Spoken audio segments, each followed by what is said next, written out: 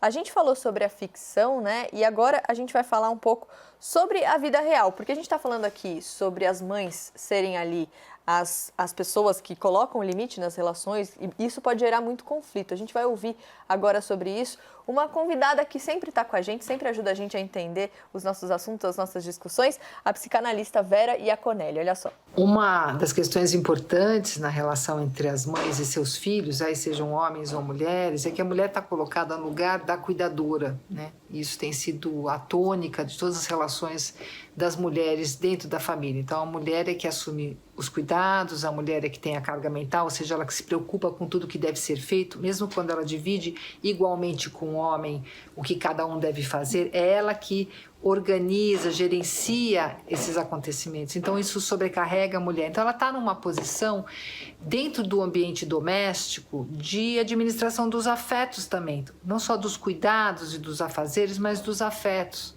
Então, é de se esperar que essas sejam relações mais investidas, porque enquanto o homem estaria no espaço público se dedicando mais às empresas, grande parte da vida da mulher, que muito frequentemente também trabalha fora hoje, né?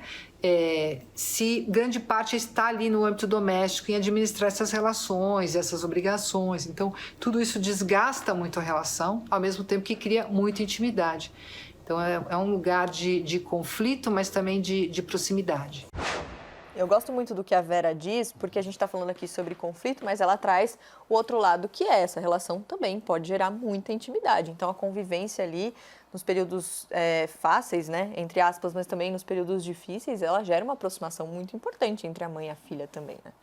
E é natural que exista conflito nessa proximidade. Sim. E isso é um ensinamento que a gente tem que levar, na verdade, para todas as nossas relações. Qualquer relação vai ter algum grau de conflito, porque são duas existências diferentes. E é importante esse papel que não deveria estar reservado só para a mulher. Eu estava olhando a nossa... Como chama, gente? Tarja? Isso. Antes, e falando o homem que fica como legal, o pai e a mãe como a chata. Eu acho que a gente precisa muito repensar, no geral, a nossa relação com a imposição de limites pelo outro e a caracterização desse outro como chato. Quem se faz respeitar é chato?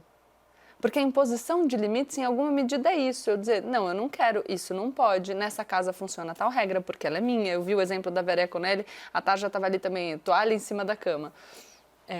Porque a gente quer, de alguma maneira, sobrepor a nossa existência a outras existências. E a gente precisa tomar cuidado um pouquinho, porque a gente existe com outras pessoas. Cada uma com seus desejos, as suas vontades, a sua personalidade. E para que a gente possa exigir que os outros respeitem o nosso espaço e, portanto, para a gente poder invocar a nossa prerrogativa de impor limites aos outros, a gente precisa, porque só existe existência tranquila na coerência, respeitar os limites impostos pelas outras pessoas. E a própria relação entre mãe e filha, enfim, todas as relações, né, ela vai mudando ao longo do tempo, né, Karnal? Então, quando você é adolescente, se a mãe te coloca limite, claro, você pode falar assim, que saco, mãe. Mas quando você cresce, de certa maneira, você começa a entender um pouco. Bom, existe primeiro dado muito importante, quando a gente muda de lugar no chicote. Quando você o leva no lombo, ele é excessivo. Quando você o tem na mão pelo cabo, ele é necessário.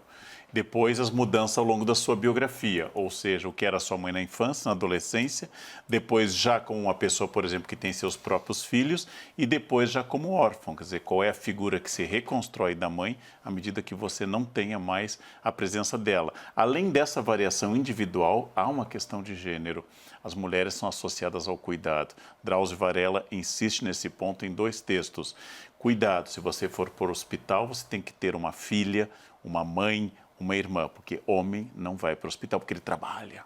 Ele não pode ficar, ele não pode dormir, ele trabalha. E depois um dado que eu aprendi lendo os livros do Drauzio sobre prisioneiros.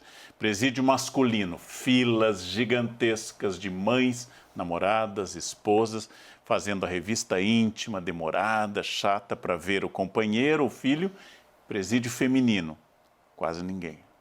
É muito interessante isso também, né? Porque o cuidado se reveste até no sistema prisional. E, enfim, já que a gente está falando sobre mulheres, eu vou fazer uma intervenção aqui que foge um pouco do tema, aproveitando que o Karnal falou sobre o sistema prisional, que é um sistema também pensado por homens que estão nos espaços de poder e aplicado às mulheres encarceradas, já que a gente tem falado nessa semana de pobreza menstrual, ou seja, dificuldade das mulheres mais pobres a terem acesso a produtos de higiene para, enfim, lidar com a menstruação, que é uma questão que afeta as mulheres mensalmente. E isso se torna mais grave ainda quando a gente pensa nas mulheres encarceradas. Então, só pontuar uma coisa, porque eu vi um gancho e achei importante a super discussão. importante falar sobre isso,